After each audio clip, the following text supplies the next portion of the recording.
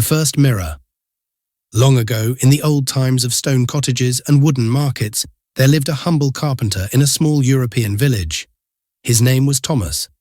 Thomas worked hard every day, carving doors, bowls, and toys out of wood. He was honest, patient, and simple in heart. His wife, Elena, was a strikingly beautiful woman, but she often compared herself to others.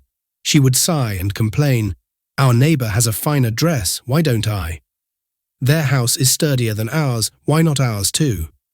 Thomas listened quietly. He loved Elena dearly, so he worked harder to please her. Whatever he earned, he spent on her wishes, sometimes bringing her brass bangles, sometimes fine cloth. Yet Elena's heart was never satisfied. One day, while Thomas was cutting wood in the forest, he stumbled upon a strange stone. Its surface shone like polished glass, brighter than any jewel he had ever seen. To his amazement, he could see his own face, reflected clearly for the very first time. "This is wondrous," he thought. "I will frame it in wood and bring it home. Elena will be pleased." When Elena saw the shining stone, her eyes sparkled. She gazed at her reflection for hours, admiring her beauty. From that day on, her desires grew stronger. She declared, "I am too beautiful to wear these simple clothes. I deserve fine silk and golden ornaments." Thomas tried to reason with her. "Elena, true beauty lives in the heart. These things are but fleeting shadows."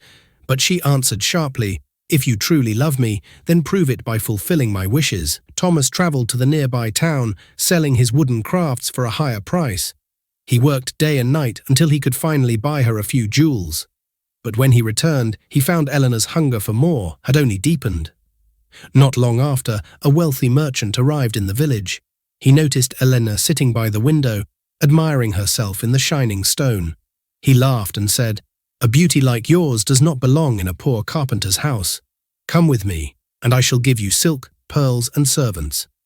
Temptation took hold of Elena's heart. She forgot her husband's love and sacrifice, and she left with the merchant. When Thomas learned of her betrayal, grief crushed him.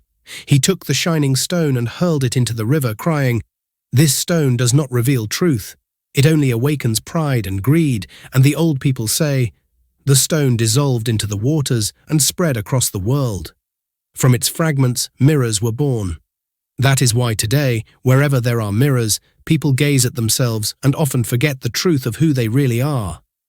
Moral, true beauty is not in the mirror, but in the heart. Those who seek worth in possessions and appearances will always remain empty, but those who cultivate inner goodness will shine forever.